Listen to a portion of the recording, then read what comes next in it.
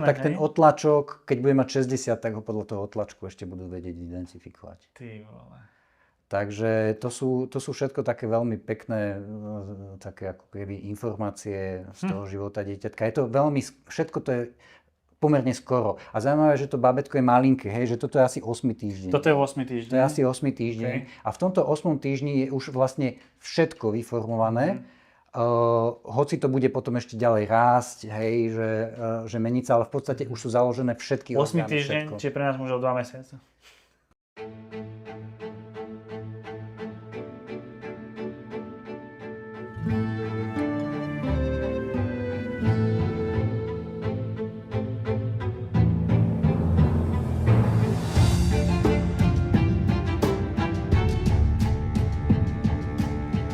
Tak Patrik Daniška, právnik a prolifer, riaditeľ Národného pochodu za život, ktorý bude teraz 20. septembra v Bratislave.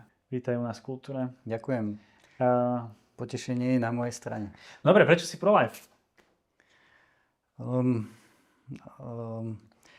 Asi odjak živa som prolife, lebo vnímam, že ľudský život je hodnota.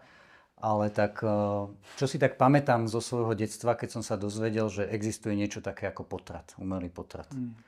Tak ako dieťa som bol zhrozený, že čo to je, ako je to vôbec možné, že také niečo niekto spraví. Alebo že ešte tá druhá úroveň, že to vôbec je dovolené, takéto niečo. Tak si pamätám, že už ako dieťa, keď som sa s tým stretol prvýkrát, tak som bol taký v šoku, že to čo je za nezmysel, že takáto nespravodlivosť voči tým detičkám. No a to mi zostalo v podstate, keď som bol asi na vysokej škole, tak už som to tak aj viacej vnímal aj z pohľadu takého, že keď si predstavíme, že teraz je viac ako 5000 umelých potratov v súčasnosti, hej, na Slovensku. Keď si vezmeme, že to je 5000 detí, niekto zabije, je to legálne. Mne toto príde ako asi ten najväčší zločin, tá najväčšia krivda, ktorá sa deje v našej spoločnosti. Netvrdím, že nie sú iné dôležité, je toho veľa. Ale mne to príde ako, že toto je niečo, čo by mala byť téma číslo 1. Hej, a tak mi to nejak zostalo. Začal som sa angažovať ešte počas vysokej školy a v podstate ma to drží stále. Koľko máme narodených detí ročne? No, to je ďalšia veľká téma. Prudko to klesá každým rokom. Zdá sa, že tento rok bude ten pokles ešte prudkejší ako predchádzajúce 3 roky. Že ak to pôjde takto ďalej, tak budeme mať len okolo 41 000 pôrodov. K tomu 5000 potratov. K tomu 5000 potratov. No minulý rok bolo 5000 potratov, niečo vyše 5000. Ale čo je dôležité si uvedomiť, že 3-4 roky dozadu sme boli na úrovni nejakých 50 niečo tisíc pôrodov. Hej? Čiže my máme to je radikálne dole. Za 3 roky poklesla pôrodnosť zhruba o 20 až 25%. Extrém. Veľmi veľa. To je neuveriteľné. No, však dostaneme sa k tomu, ale už len možno kvôli tomu to by bolo zaujímavé. Je tá téma zaujímavá aj z pohľadu demografie, že možno aj niekto, kto neverí v tú hodnotu toho ľudského života pred narodením a neprisudzuje mu právo na život, tak už len kvôli tomu to by sa mohol nad tým zamyslieť, nie že z hľadiska takej akože efektivity, ale je to hrozný argument, ale v niečom, hej, že tiež to je za zváženie. Je to na zvážení, hoci ja si myslím teda, že potrat nie je ten najsilnejší faktor. Hej? Že keď si vezmeme, že keď boli silné ročníky na Slovensku, tak sa rodilo 100 000 detí v ročníku. Teraz sme niekde cez 40 000. Čiže nám chýba, no povedzme, že nám chýba ďalších 50 000 detí, aby sa narodilo na Slovensku. A z toho 5 000 je potratov, čiže je to nejaká dôležitá časť, ale tie faktory, ktoré vplyvajú na pôrodnosť, sú ešte silnejšie ďalšie faktory. Dobre, čiže hovoríš, že bol si študent, teda na právnickej, no tak to sú vysokoškolský vzdelaný človek, právnik, že ako, ide to dokopy s tým, že si pro-life? No určite, podľa mňa to určite. Neprotirečí si to? Neprotirečí si to. Ako, aj ako právnik som našiel odpovede vlastne na to, čo som tak intuitívne cítil ako človek, ktorý...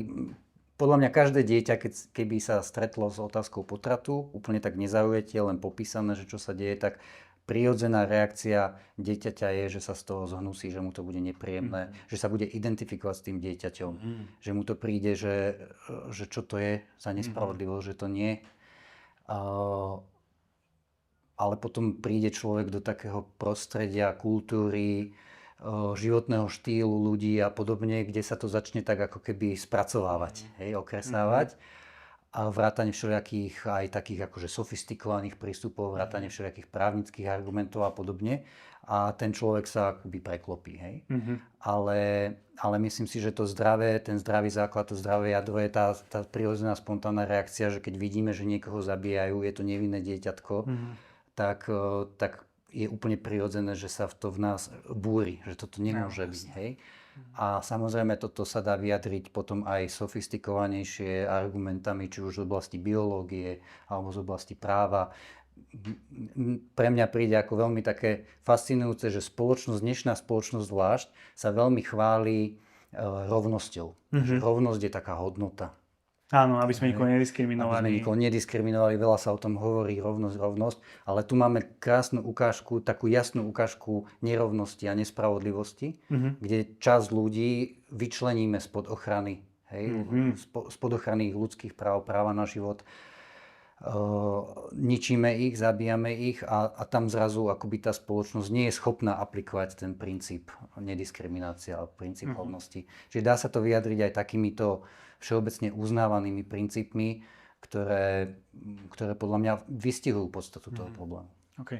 Dobre, ty si povedal, že zabíja sa bábätko. To sú dve veci, poďme si ich rozobrať. Čiže, lebo aby sme to naozaj nepracovali len s tými predpokladmi, ale aby sme ich si podložili a uvideli, že naozaj sa tam zabíja bábätko. Poďme k tomu, že bábätko. Vieš, podľa mňa jeden z najrozšírenejších argumentov je, že to nie je bábätko, hlavne v tom prvom trimestri, to je iba zluk buniek. To je iba embryo. To je iba fetus, že? Plod. Ako to je? No, tieto pojmy embryo, plod sú medicínske pojmy, hej, to sú také technické pojmy pre označenie vývinového štádia. A to vývinové štádium je vývinové štádium nejakého živočícha. Hej? Aj mačky sú embria a plody, aj prasiatka sú embria a plody, čiže to nie je to, že je niekto embryoplod, ešte automaticky neznamená, že je človek, ľudská bytosť. Dôležité je, že akej bytosti vlastne je, hej? Že či je to embryo človeka, embryo prasiatka, embryo mačky. Ale ak hovoríme o embryu v súvislosti s človekom, že embryonálne štádium človeka, tak práve, že to, keď o niekom povieme embryo, že je embryo alebo plod, tak o ňom hovoríme to isté, ako keď povieme, že je novorodenec, alebo adolescent, alebo dospelý, alebo starec. Pomenúvame nejaké vývinové štádium nejakého organizmu, v tomto prípade človeka. Čiže keď o niekom povieme, že je embryo, ľudské embryo, tak o ňom hovoríme, že je človek. OK. Čiže keď niekto povie, že je to len zhluk buniek, tak proste akoby hovorí, že zhluk buniek, ľudských buniek, hej? Áno, no zhluk buniek, aj my sme zhluk buniek, hej? Že aj ja som zhluk buniek, aj ty si zhluk buniek. Lebo sme zložení z buniek, hej? Ale dôležité je, že to nie je chaotický zhluk buniek, že to nie je len taký nádor nejaký, že sú to bunky, ktoré sú nejakým spôsobom logicky usporiadané do organizmu, hej? Čiže majú nejakú vnútornú jednotu, jednotlivé časti toho organizmu spolupracujú pre dobro celku, sme odlišní od toho okolia, organizmus je iný od ostatných organizmov, od ostatného prostredia. A tento zhluk buniek organizovaný, čiže organizmus, máme od momentu počatia. Hej, to je od momentu počatia ide o organizovaný zhluk buniek alebo množstvo buniek, ktoré neustále ich je viac a viac. Čiže ty hovoríš, že už spermia, vajíčko, oplodnenie a teraz tam vzniká ľudský život, hej? Že áno. To je pro-life pozícia, hej? Tam vzniká, to je podľa mňa pozícia neutrálna biologická, hej? Okay. Ja som si dovolil, ja mám doma takéto skripta, čo to je, skripta pre vysoké školy, Embryológia človeka, učebnica pre lekárske fakulty. Okay. Od profesora Kapelera a docentky Pospíšilovej. To už je staršie, možno už je pani profesorka, neviem, ale Doniesol som to preto, že to je jedna pekná veta. A síce zygota, to je to Áno. akože oplodnené vajíčko. Áno. Už to nie je vajíčko, ale je to tá bunka, ktorá bola vajíčko a je po oplodnení. Čiže Áno. zygota je prvé a najjednoduchšie vývojové štádium všetkých mnohobunkových organizmov vrátane človeka. Hej, čiže ide o prvé najjednoduchšie vývinové štádium človeka. Dobre, čiže vieme, že to je človek. Je to človek, je to živý človek, lebo rastie. Hej, rast je znakom života. Hej, že líši sa to od kameňa, lebo kameň nerastie však. Jasne tak. Ten rast je dôkazom toho, že ide o život. Ide o život človeka, lebo to má ľudskú DNA. Je to potomok dvoch ľudí, muža a ženy. Dobre, ako vieme, že to je samostatná bytosť. A že to není samostatný... súčasť tela matky. Áno, to je ďalší častý argument. Proste to, že to je ako, ja neviem, oblička. Alebo proste ďalší orgán, hlavne na začiatku. No slovo samostatný je trošku triky, lebo samostatný sa dá vnímať v dvoch významoch. Jedno, že je ako keby oddelený a nezávislý od niekoho iného,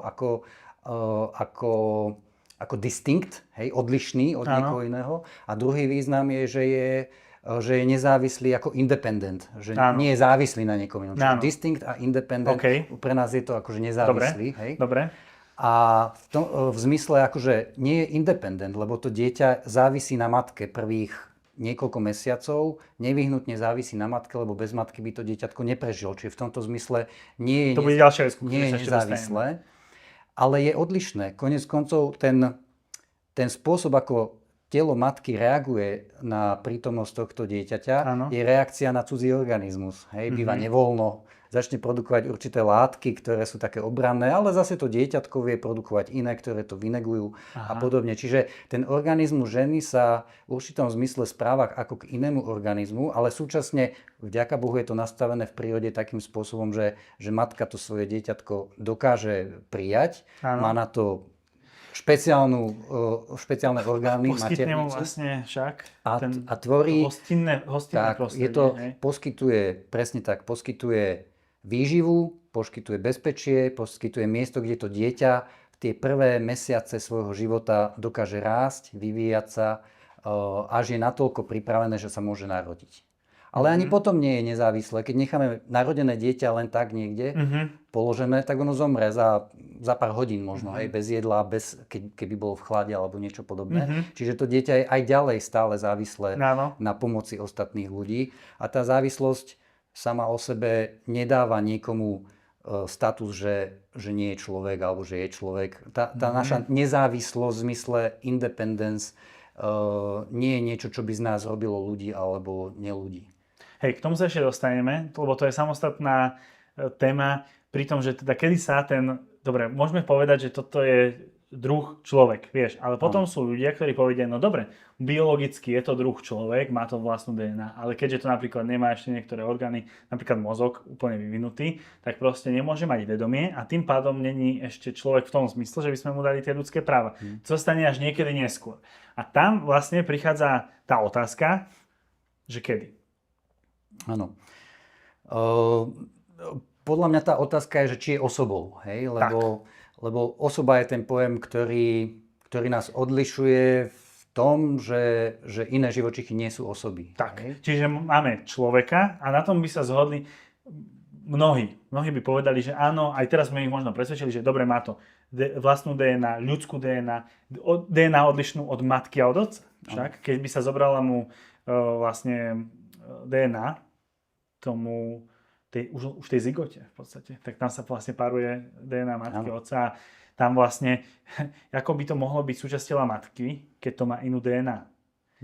Má to iné pohlavie, inú krvnú skupinu. skupinu. A presne, napríklad žena, ktorá čaká chlapčeka, čo súčasťou jej tela je akože... Áno, hej, to nedáva zmysel. V tom čase máš 4 ruky, 4 nohy. Áno, dve rôzne krvné skupiny. Aha, odlišné farby očí, odlišné farby vlasov, môže mať inú pleť to dieťa, hej, že môže byť treba beložka s černochom, tak to dieťatko mulat má, hej, akože má aj černošské gény. Čiže je to iný človek. Čiže zistili sme pri otázke, čo to je, tak sme zistili, že áno, môžeme to povedať, že je to embryo, plod, alebo nejaký zhluk buniek, ale že to sme aj my. A teraz, Právne je to No. zaujímavé. Právne je to, v práve našom sa používa, Áno. aj v medzinárodnom práve sa používajú rôzne pojmy pre Áno. označenie človeka od počatia po narodenie. A používa sa aj pojem počaté dieťa. Niekoľkokrát v našej legislatíve. Napríklad v zákonníkoch, hej, občiansky zákonník, zákonník práce používa pojem počaté dieťa. Aha, čiže... Práva priznáva podmienečne v narodení, Áno. že práva má aj počaté dieťa za predpokladu, že sa narodí Áno. živé, ale ten pojem používa počaté dieťa, hej, čiže používa dieťa. V medzinárodnom práve je dohovor o právach dieťaťa, ktorý hovorí, že dieťa si zasluhuje osobitnú ochranu pred narodením aj po ňom. Hej, čiže dieťa pred narodením, dieťa po narodení. Že ten pojem dieťa použiť akoby právnicky je úplne v poriadku, pretože naozaj sa častokrát explicitne Áno. dieťa aj právne označuje za A dieťa. používame to aj v bežnej ľudskej reči. Používame to bežne určite. Hej. Asi nikdy som nevidel nikoho prísť za tehotnou ženou. No čo ty môj zhluk buniek, ahoj. Fetusík. Fetusík. Proste nie, Áno. nerobíme to. Dobre, takže, ale vieme teda, že to je proste druh človek, to niečo. Vieme, že to rastie, že to je živé. A že to nie je Samostatné v súčasťou zmysle, matky, hej, áno. ako nezávisle, že to je iný Dobre, organizmus. a teraz, že mnohí by mohli namietať, že dobre, ale ono to, je to človek, ale osobou sa to stáva inokedy. Áno, áno. To je, myslím si, taký ako keby mainstream, čo sa týka filozofie alebo možno aj tých právnych teórií, lebo naozaj tú biológiu, to sa nedá s tým veľmi ako vypohnúť, to je proste biologický fakt, ktorý keď niekto popiera, tak je to proste trápne to popieranie. Tak sa to nerobí. Tak sa ide do takých sofistikovanejších argumentov, že to nie je ešte osoba, lebo osoby sú, hej, že... No poďme si to prejsť tie kritériá, no. Tak niekto povie, tak už sme prešli to, že závislé, závislé na tele matky. Na to si povedal, že vlastne ale ani novorodenec, keď sa narodí, tak je tiež závislý vlastne. Áno, ale dokonca môže byť aj, že my vieme uznať aj závislosť, vyslovene takú fyzickú, ako je nenarodené dieťa závislé na svojej matke, že bez nej by neprežilo. Tak takáto situácia sa vyskytuje napríklad aj v prípade siamských dvojčiat, kedy môže sa stať, že niektorý životný orgán má len jedno z tých detí, napríklad srdce. Alebo nejaký iný životný orgán. A keby ich rozdelili, tak jedno z nich zomre. Obidve, alebo jedno zomre, hej. A nehovoríme, oni sa medzi sebou rozprávajú, hej, tí súrodenci a všetko. Vieme, že sú to dve ľudské bytosti, majú dve vlastné mysle, dva vlastné rozumy. Neviem, či sa hádajú, kam pôjdu, alebo ako to funguje. Nepoznám žiadne siamské dvojčatá. Ale sú proste, zjavne sú to dve rôzne ľudské bytosti zrastené v jednom kuse a sú to zjavne aj dve ľudské osoby, pretože majú samostatné mysle. A jedna z nich je závislá telesnými orgánmi na živote tej druhej. A tá druhá nemá právo sa odpojiť v podstate. No, to je asi trošku taká komplikovanejšia otázka, dobre, ale čo chcem povedať je, že nespochybňujeme to, že tá závislá dvojička, že by nebola človekom. Jasné, že keď si na niekom závislý, neznamená to, že nie neznamená to, že nie si osoba. Dobre, OK. Dobre, tak čo iný argument, tak povedzme, no toto, že rozum, že vlastne schopnosť uvažovať. Áno. No tak sú dve také teórie, hej, že čo je to osoba. Jedna je taká klasická, ktorá vychádza povedzme z Tomáša Akvinského, ale nie len. A tá hovorí, že osoba je individuálna bytosť rozumovej povahy. Hej, to znamená nejaký jednotlivec, ktorý má rozumovú povahu. Rozum vieme, že má dve zložky, intelekt a vôľa. A dôležitá je tá povaha, že je nejakého druhu bytia, že tú povahu má takúto povahu. V tejto teórii ju nemôžeme nemať ako ľudia. Hej? Máme ju od počatia po smrť, od momentu vzniku po smrť. A tak ako sme cicavce počas celého života. Hej? Hoci neciciame mlieko, aj keď sme ešte nenarodení, tak nepijeme ešte mlieko matky, ale predsa sme druhu cicavec. Hej? Lebo je to niečo, že ako náhle je nejaká bytosť nejakého druhu, napríklad cicavca, tak je ňom celý život. Lebo je to vlastnosť, ktorá je nám vlastná substanciálne. To znamená, že sa nedá zmeniť, nemení sa. Ťažké Hej, to je taký filozofický Dobre. pojem. Čiže je to to, kto sme. Dobre. Niečo aktuálne nejako vieme robiť, Áno. alebo aký aktuálne Áno. sme. A tá Lebo druhá? to je tá, No.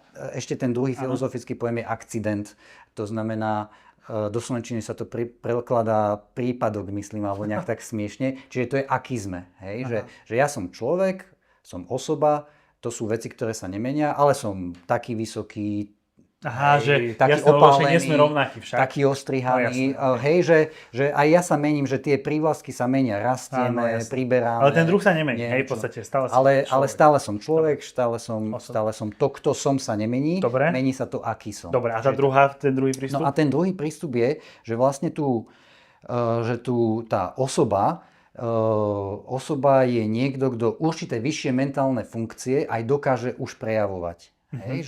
Že osobou sa staneme, až keď začneme niektoré tie vyššie mentálne funkcie, ktoré nás odlišujú od zvierat, povedzme, dokážeme prejavovať navonok, dokážeme ich realizovať. To znamená, ja neviem, najčastej sa uvádzajú, že schopnosť seba uvedomenia si v čase, dobre. ako subjektu v čase, že ja viem, že včera som bol ten istý, zajtra budem ten istý. Áno, to nemajú babetka brúšku asi. To nemajú babetka, to Dobre. nemajú ani po narodení, to okej. majú až niekoľko mesiacov. Dobre, čiže pri ľudské práva najlepšom. by sme museli priznať až potom neskôr. Áno, a sú filozofi, ktorí to aj takto hovoria. Napríklad Peter Singer, ktorý je taký známy v tomto, že on tie teórie aj doťahuje do dôsledkov. A napríklad hovorí, že prasa, šimpanz alebo opica majú väčšiu dôstojnosť ako novorodenec. A väčší dôvod na akoby ochranu práv. Že majú väčšiu, a obhajuje aj to, hodnotu. že by v nejakých situáciách bolo možné zabiť novorodenca? On argumentuje alebo nechať takto. ho zomrieť? On tvrdí, že zabitie novorodenca nie je vražda.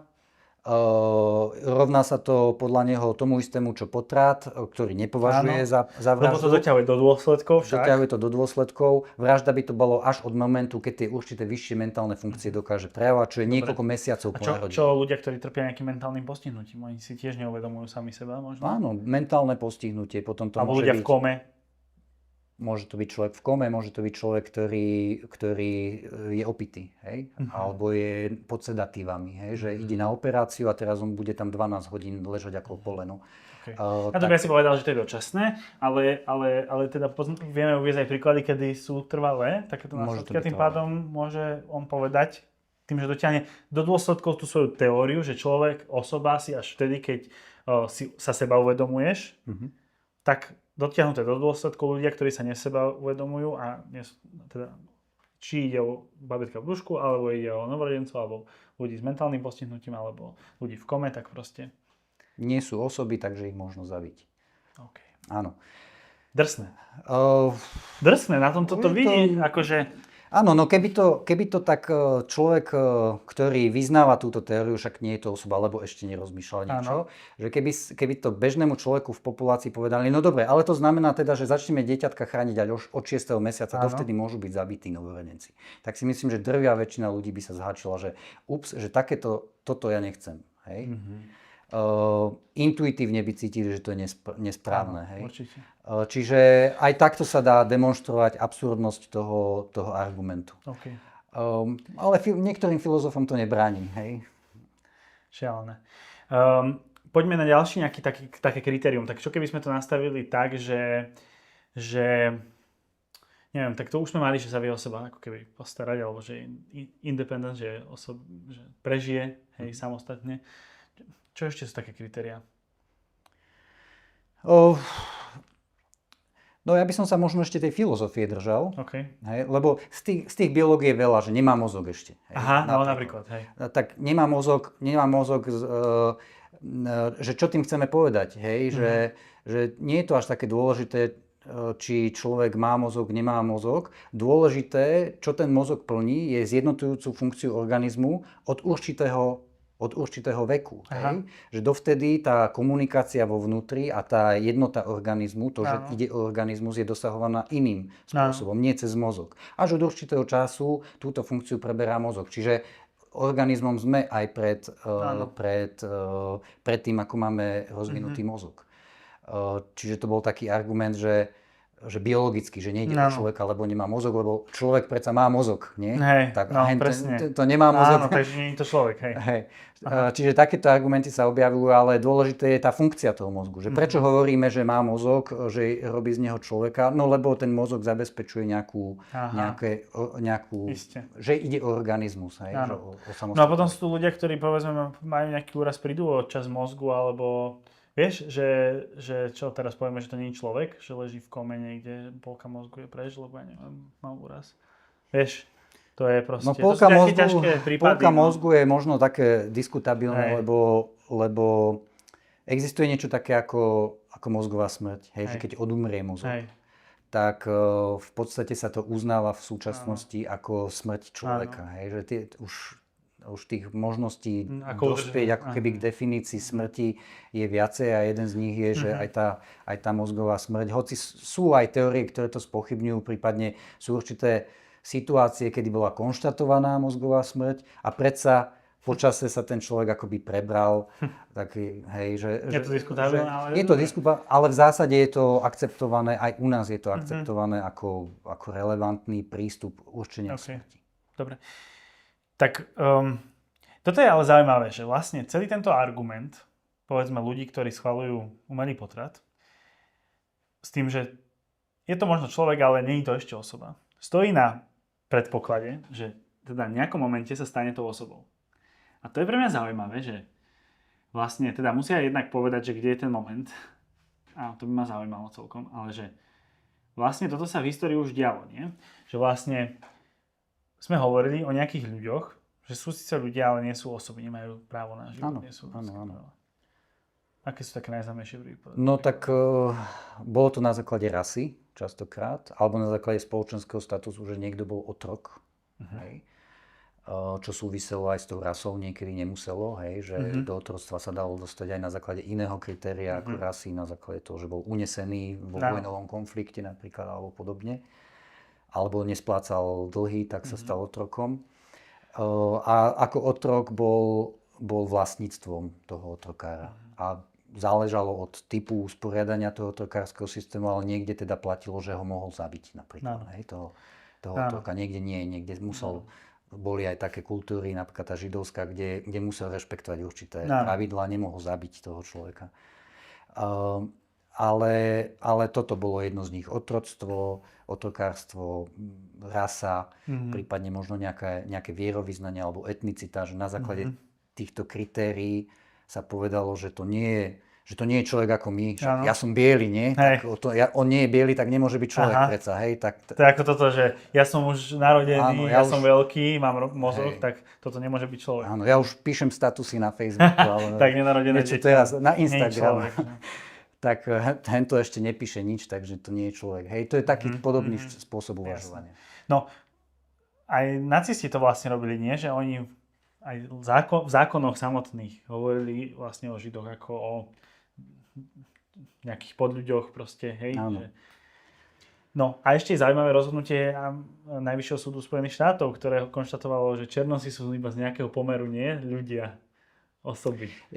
To boli také staré rozhodnutia. No, také staré rozhodnutia. A to bol jeden z takých aj argumentov, prečo zrušiť rozhodnutie Roe versus Wade. Ktoré, aby sme doplnili, čo to bolo teda? Rozhodnutie Roe versus Wade bolo rozhodnutie Najvyššieho súdu Spojených štátov amerických, ktorým zaviedli potrat pre všetky štáty.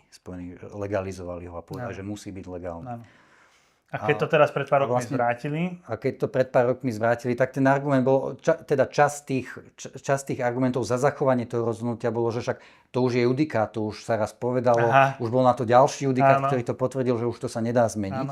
Tak tí ochrancovia života hovorili, no pozor, že my máme skúsenosti z minulosti, že Najvyšší súd menil svoje rozhodnutia. Napríklad v prípade tej rasovej otázky, kedy v minulosti povedal, že je úplne v poriadku treba mať otroka alebo mať segregáciu na základe farby pleti alebo niečo podobné. A so vstupom času dospel k tomu, že nie. Hej? Ústava sa nezmenila medzi časom a dospel k záveru, že nie, že toto je porušením ľudských práv Černochov a jednoducho treba tie zákony, ktoré porušovali ich občianske práva a podobne, ich treba zrušiť. Tak toto bol tiež taký argument na strane pro-life, že pozrite sa, už raz ten najvyšší súd z minulosti robil chybu v prípade rasy, teraz tú chybu robí v prípade nenarodených detí. A tak ako vtedy sa skorigoval, tak aj teraz treba asi, aby sa skorigoval. OK, zaujímavé. Ešte treba asi doplniť, že keď teraz najvyšší súd to zvrátil, to rozhodnutie Roe versus Wade, tak nepovedal, že potraty sú nelegálne, len povedal, že to zostáva na jednotlivých štátoch. Áno, presne, že jednotlivé štáty si môžu prijať legislatívu. Čo podľa mňa, akože je to posun dopredu, ale súčasne, keď si uvedomím, že v americkej ústave sa nepíše napríklad, že treba chrániť ryšavých ľudí, hej, príklad, hej. A teraz by bol nejaká krajina, alebo teda nejaký štát Spojených štátov, ktorý by povedal, že je možné zabiť ryšavých ľudí a prišlo by to pred Najvyšší súd Spojených štátov amerických, tak som si 100% istý. Sú tam aj také vety všeobecného charakteru o ochrane života, kde by ten Najvyšší súd povedal, že to nevadí, že sa tam nenachádzajú ryšaví. Proste je to človek, má mať rovnaké práva ako neryšaví ľudia. No, jasné. Takže žiadne patrí to rozhodnutie štátu. To rozhodnutie nepatrí štátu. Žiadny štát nebude tu mať zákony, ktoré umožňujú zabíjať ryšavých. Podľa mňa takto mal dospieť, akoby k takémuto niečomu by mal dospieť aj Najvyšší súd v prípade potratov. OK. Dobre, čiže ja len som toto chcel, akože, aby sme tu rozobrali trochu viac, že vlastne, keď oddelíme človeka od osoby, že aké hrozné sú tie dôsledky. Nie? A že vlastne tuto je vlastne... Myslíš si, že to bude raz v budúcnosti podobné ako napríklad s tými otrokmi, že proste sa budeme pozerať späť a budeme si ťukať na čelo, že čo sme... Áno, myslím si, že áno. Myslím si, že áno, že to príde, lebo vidíme, že ľudstvo je schopné zmeny, nápravy k lepšiemu. Hoci niekedy to trvá dlho, to otrokárstvo trvalo stáročia, možno tisícročia. Možno odvždy, nie? Možno v nejakých formách odvždy a stále určité formy otroctva ešte existujú, ale v zásade akože sme schopní odsúdiť to. Hej. Ja si myslím, že aj toto príde, lebo zvlášť u detí je to absurdné, lebo prirodzene človek cíti, že čím je niekto zraniteľnejší, menší, tak by mal dostať práve že väčšiu ochranu. Hej. Nemalo by sa mu z nich uberať. Hej. Preto nás tak irituje, keď niekto by ubližil dieťaťu, nevinnému, slabšiemu. Nás to viacej ako keby vyrušuje, ako keď ubliží rovnocennému. No isté. A to je vlastne tá druhá časť, ku ktorej sa chcem dostať, že či je to... Prešli sme zabíjanie nenarodených detí. Tak tie deti sme si teda prešli a že či je to zabíjanie. No ja by som sa možno ešte predsa vrátil k tej filozofickej otázke, ak môžem. Lebo tá je teraz veľmi ako keby taká, ten hlavný prúd argumentovania, že nejde o osobu. A že v čom je ten rozdiel, hej?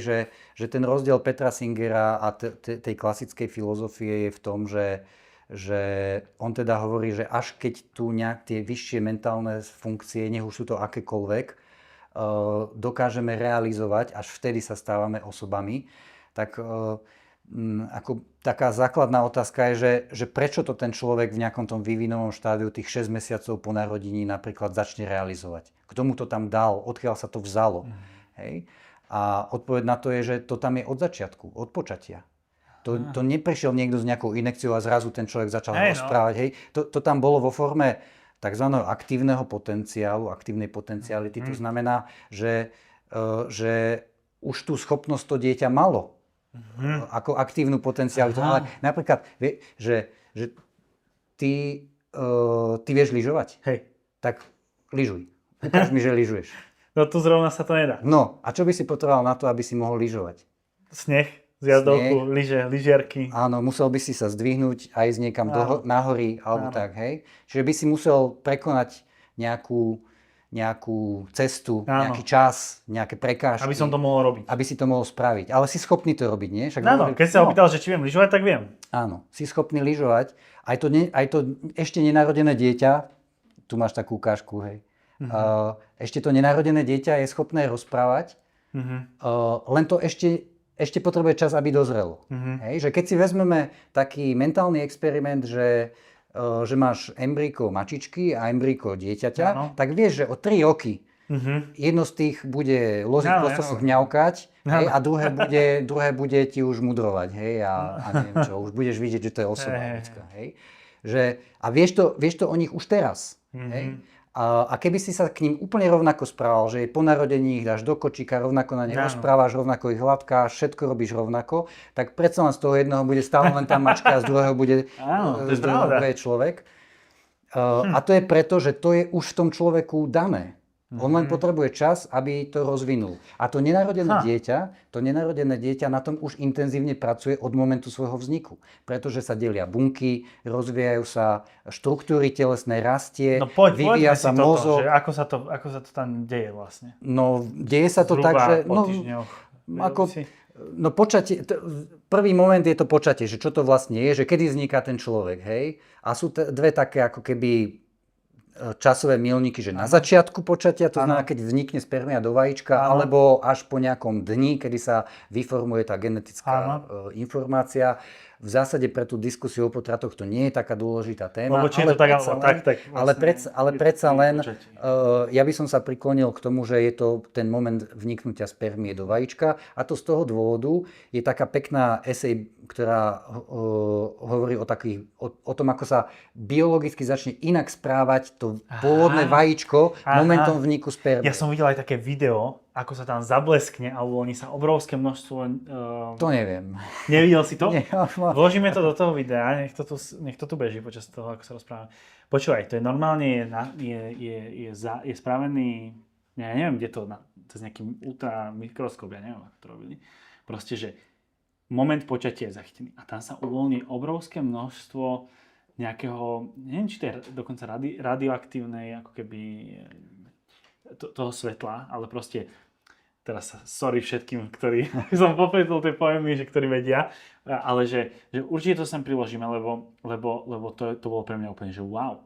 Že tam sa uvoľní obrovské množstvo svetla a príde k takomu obrovskému záblesku a vyzerá to, ako keby sa dialo niečo úplne neuveriteľné. Hej? A to sa deje presne vtedy. Ešte som to úplne nepočul. Potom ti to ukážem. Ale tá biologická esej od Marie Kondo sa volá tá autorka. Tak ona hovorí, že to vajíčko je pohlavná bunka matky. Áno, to ešte není. A ono sa správa nejakým spôsobom. A to správanie je také, že chce prijať tú spermiu. Je nastavené, otvorené prijatiu spermie. V momente, ako spermia vôjde dnu do toho vajíčka, tak sa začne správať presne opačne. Začne robiť všetko preto, aby sa žiadna iná spermia dnu nedostala, pretože môže hroziť genetické postihnutie toho dieťaťa.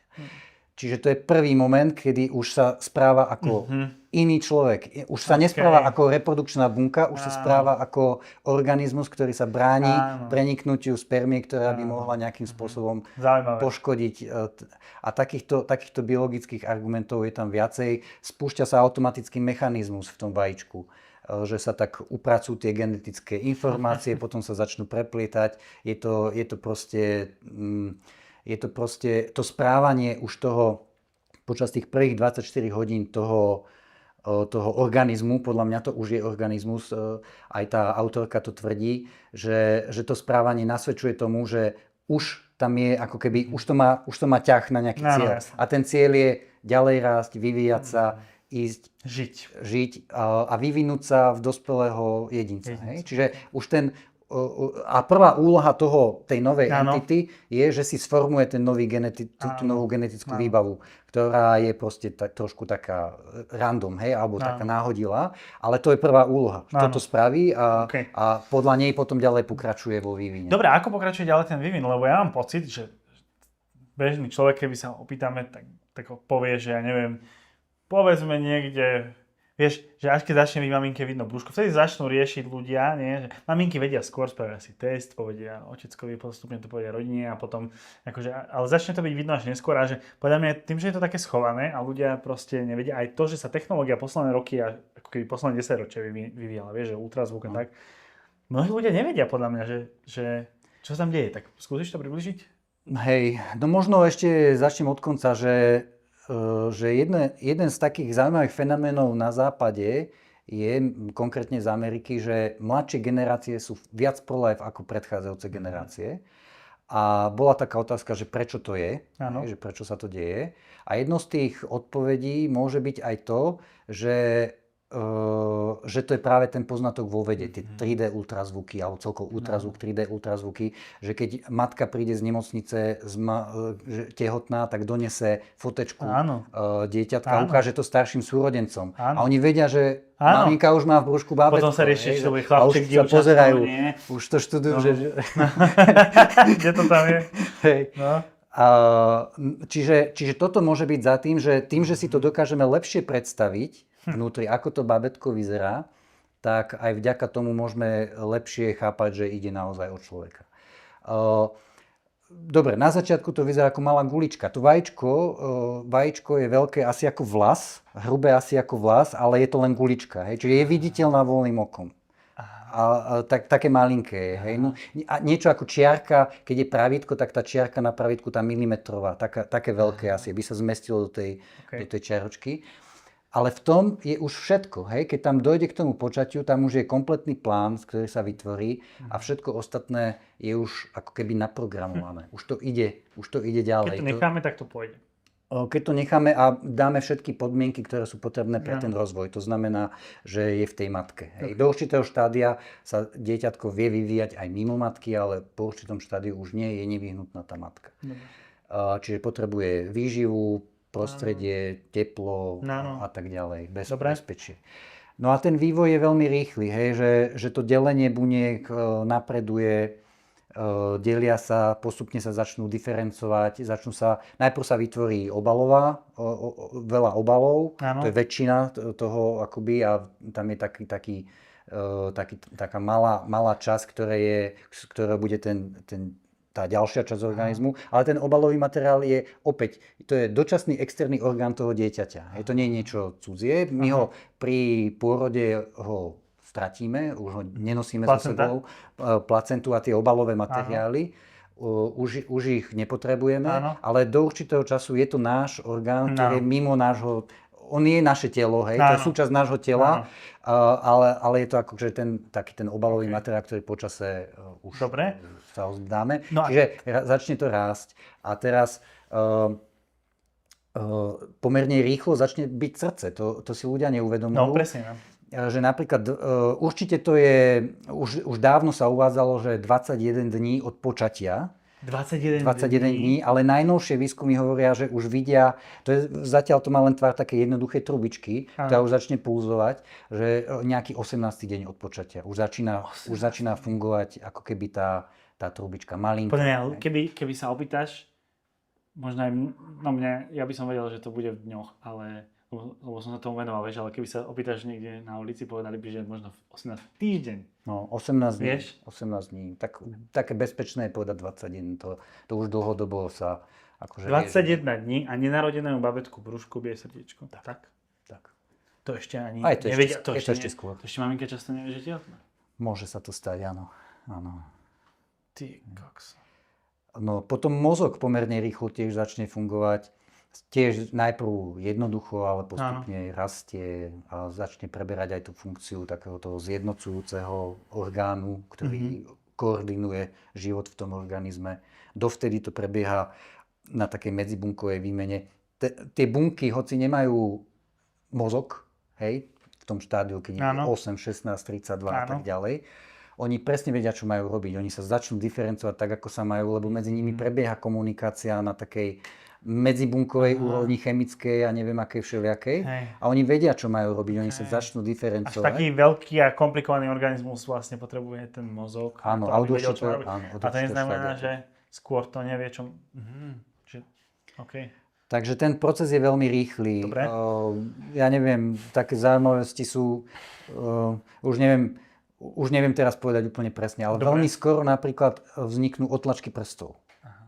Že keby zobrali nenarodenému dieťatku keby spáchal nejaký zločin a má otlačky, tak sú unikátne. Tak ten otlačok, keď bude mať 60, tak ho podľa toho otlačku ešte budú vedieť identifikovať. Ty vole.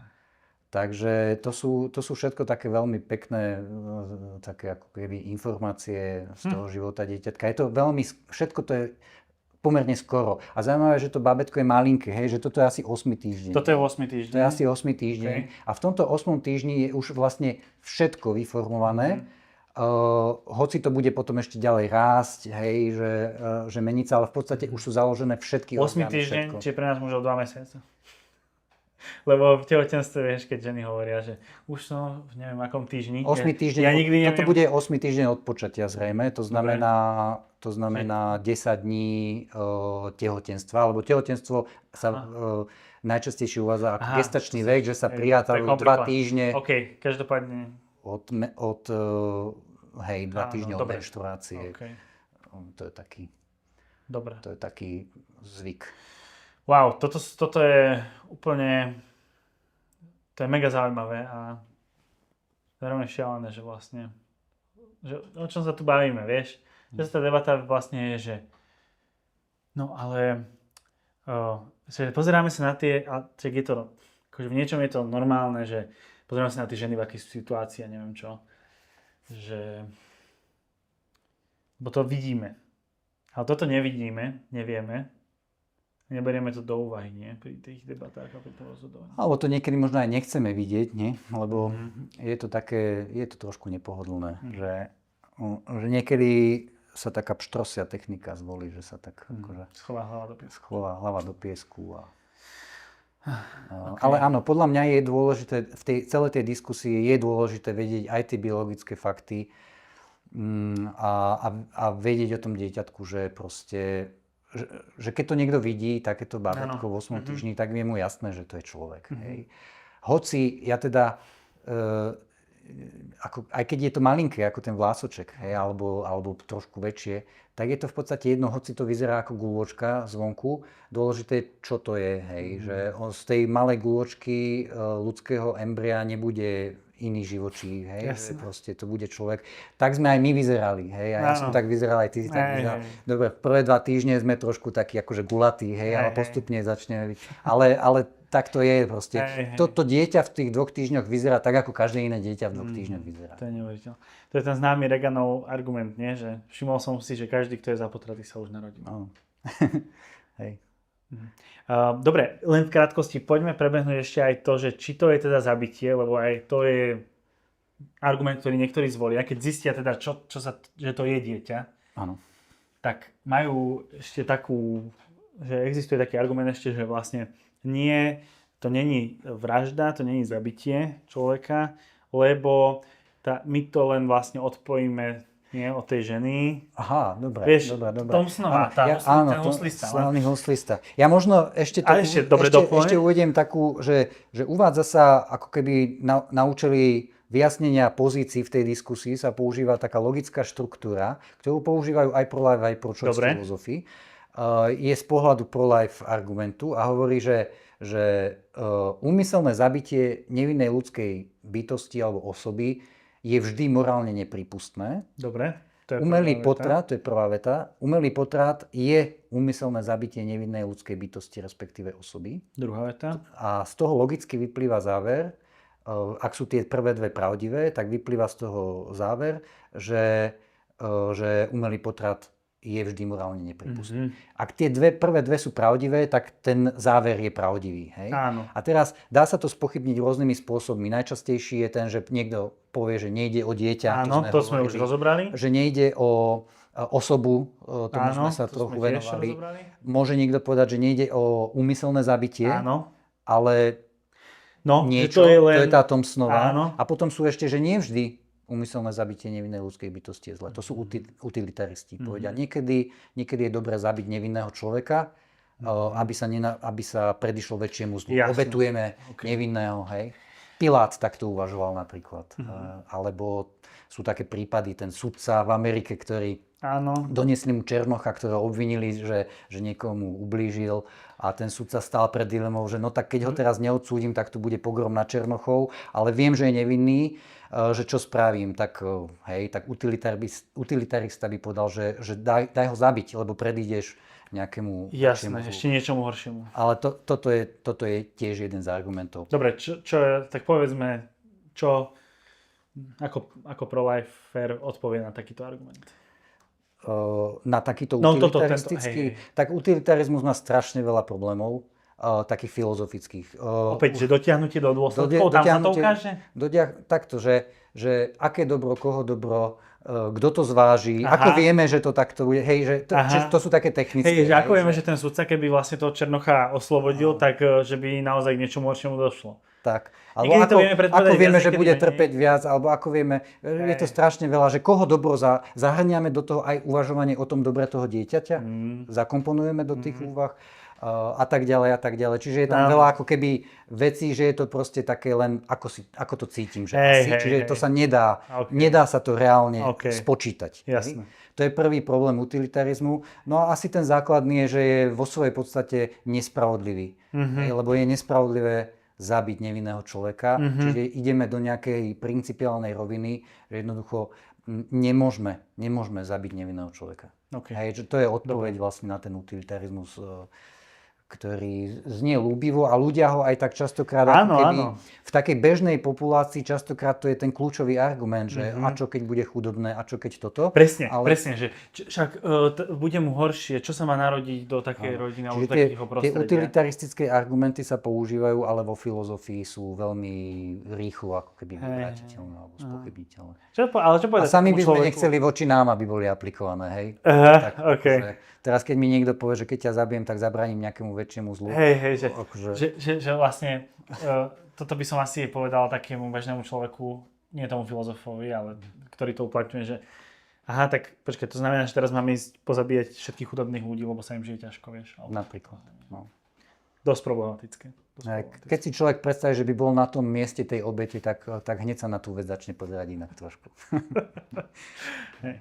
OK. No ale poďme k tej Thompsonovej. Lebo podľa mňa asi filozoficky je to najzaujímavejší argument. On sa snaží, tak len povedzme v krátkosti ten príbeh možno toho huslistu. Máme to aj husle inak za tebou. Ten príbeh je asi taký, že unesú ťa. Unesú, neviem koho unesú, to čitateľa tej eseje.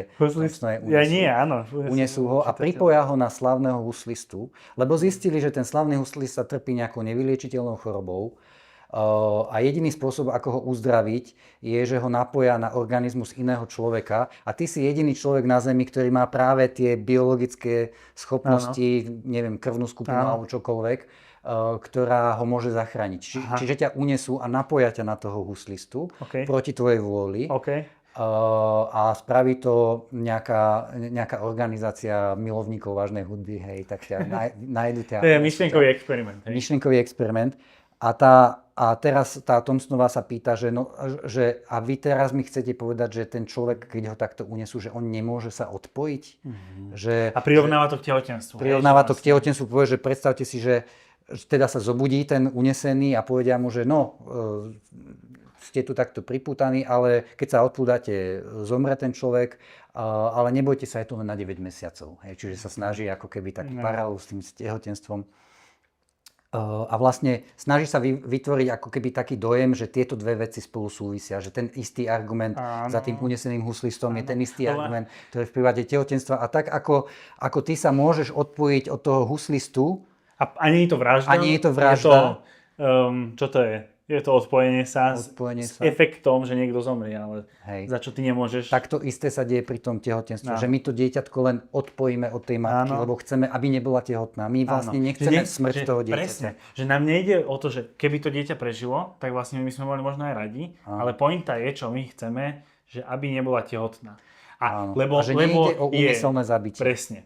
Že nejde o úmyselné zabitie. Lebo vlastne, čo keď je mladá, čo keď je ešte na vysokej škole, čo keď ešte, nechce teraz, nemôže teraz. To už by boli možno tie utilitaristické, ale hej. OK, ale len tak na dokreslenie, že prečo, že a v takom momente, keď sa odpojí od toho dieťaťa, že to nie je vlastne, že ho zabíjame. Áno, že to, čo robí, nie je úmyselné zabitie toho dieťaťa. Je to legitímne sa odpojenie, riešenie si vlastných ako keby záujmov s tým, že hold, škoda, je mi to ľúto, ale nastane. Ale jeho problém, že proste zomrie. Ale ja za to nemôžem, lebo... Ale keby bol nejaký super inkubátor k dispozícii a tam by ho dali a potom by ho dali na adopciu, tak s tým by som možno aj súhlasil.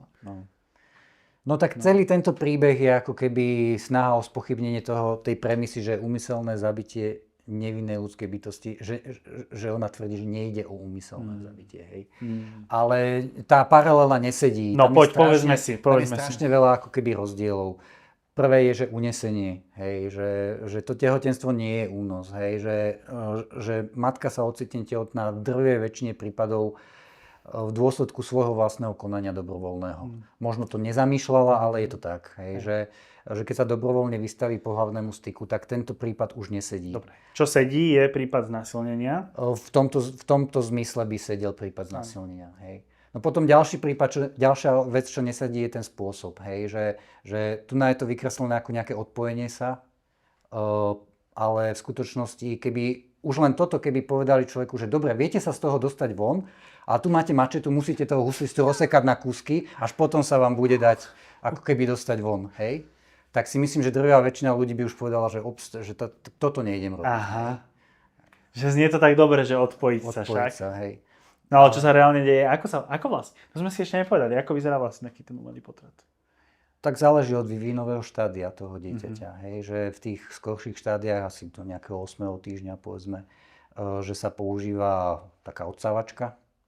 To znamená, že sa tak vysaje takou trubicou odsávacou. Čiže to teličko je strašne mekučké ešte vtedy. To je také, takže sa tak akoby vysaje, tým vysávačom sa vyťahne. A keď je väčšie, tak sa kliešťami trhá. Vykrúcajú sa tie nožičky, ťahá sa to. Ono sa ešte trhá, to teličko. Niekedy je problém tá hlava, hej, že tá je pevnejšia, tak tá sa musí rozdrviť a ťahať. Alebo sa robia také chemické potraty, že sa vpichne cez brucho do srdca toho dieťaťa injekcia, ktorá ho zabije to dieťa. Taký solný roztok. A potom sa buď vyvolá pôrod, alebo sa vyťahne. Alebo sa vyvolávajú pôrody, hej, rôznymi chemickými, také, tie prostaglandiny spôsobia krče, hej, takže oni vypúdia vlastne to dieťa. To je potratová tabletka, ktorá je často... Áno, jedna tá zložka takto funguje, že tá potratová tabletka má dve zložky, prvá, ktorá to dieťa zabije, a druhá, ktorá spôsobí tie krče, tie prostaglandiny sú. Ale tie prostaglandiny sú akoby legitímna vec, lebo oni sa používajú na dobré účely. Oni sú v gynekológii používané bežne, aj keď je trvá skrvácanie po pôrode, tak sa používa prostaglandiny. Ten krč stiahne tú maternicu, nekrváca, tak rôzne účely môžu byť.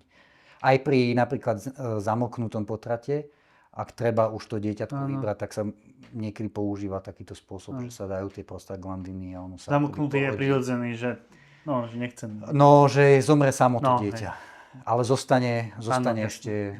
Niekedy sa rýchlo vyplaví, niekedy to dlhšie trvá. Počuj, akože... Mňa len taká otázka ide, že keby ľudia vedeli, že ako to vyzerá, čo sa tam deje. Aj tie mamičky možno, nie? Že vlastne... Myslíš, že by to bolo také rozšírené? Je to jeden zo spôsobov, ako robiť osvetu, že ukazovať také obrázky alebo také videá.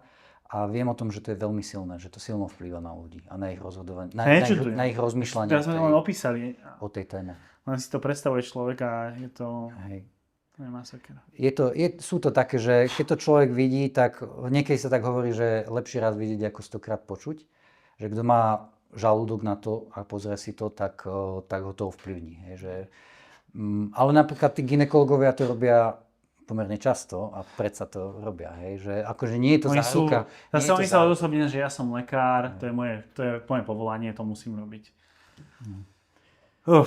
OK. To je ťažké. Keby sme vedeli, čo to je, no tak ten huslista to nesedí úplne. Lebo nesedí ten huslista a hlavne ešte ďalšie sú tam problémy, že ten huslista zomrie na nejakú chorobu. Keď sa odpojím, ja mu neposkytnem pomoc. Ja mu odmietnem poskytnúť pomoc. Čiže on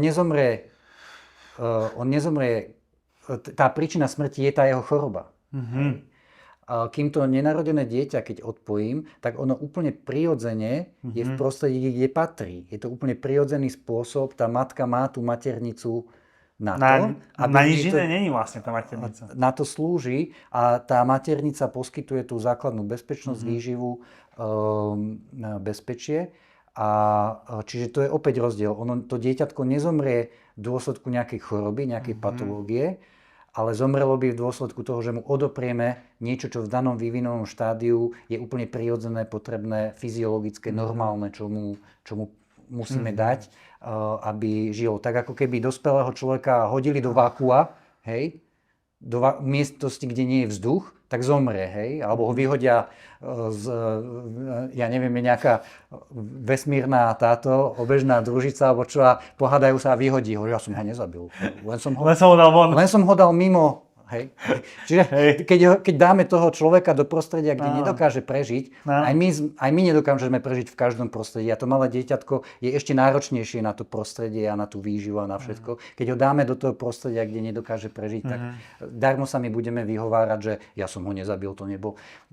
Čiže musíme zohľadňovať aj to, čo to s tým človekom spraví, keď ho dáme do prostredia, kde nedokáže prežiť. Aj za to nesieme morálnu zodpovednosť. Dobre, tak sme v podstate prešli obidve tie časti, že či je to dieťa, či je to zabitie, ten potrat. Nie už je akokoľvek vykonávaný však. Zatiaľ sme dospeli k tomu, že áno. Ja mám ešte takú otázku na teba, že čo je podľa teba taký najsilnejší pro-life argument? Čo presvedčilo možno teba a čo z tvojej skúsenosti najviac vie presvedčiť ľudí? Asi myslím si, že každý to má trošku inak.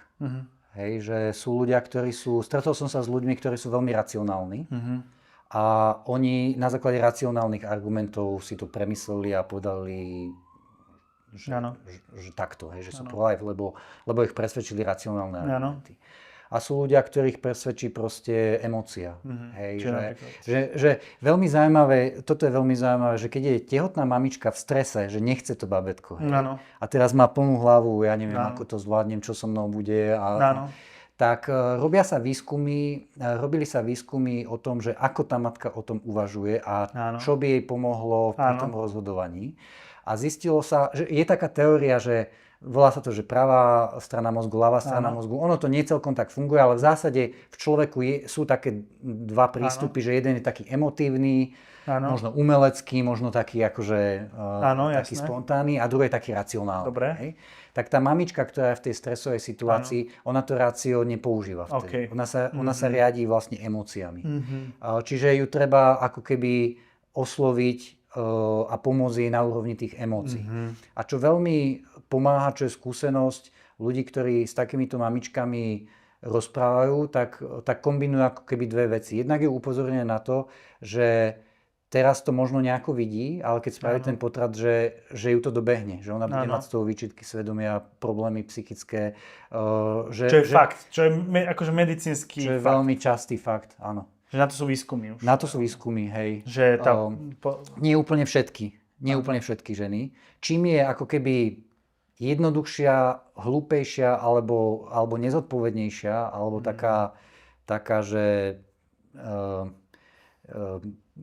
tak tým je menšie riziko, že bude mať problémy. Ale keď tá žena je uvažujúca, premýšľa o veciach, je normálna, hej, tak ju to s najväčšou pravdepodobnosťou dobehne. Úplne nezodpovedný človek, keď ide na potrat, tak sa môže stať, že nepociťuje nič, hej, že nejakú úľavu možno počiatočnú.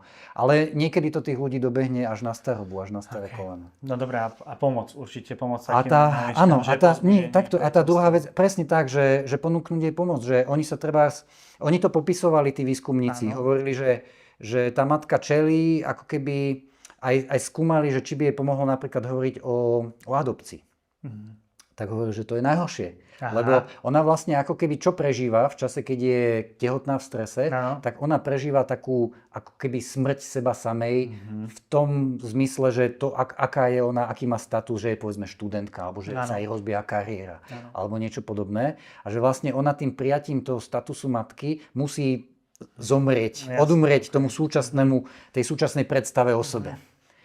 A potom, keby mala dať dieťa na adopciu, tak príjme to materstvo a potom ešte musí odumrieť ako matka a zdať sa toho dieťaťa, že sú to dve smrte za sebou. Čiže to je ťažké si predstaviť. Nie všetky, niektoré to takto berú, že radšej tomu dieťaťu neublížim a dám ho na adopciu.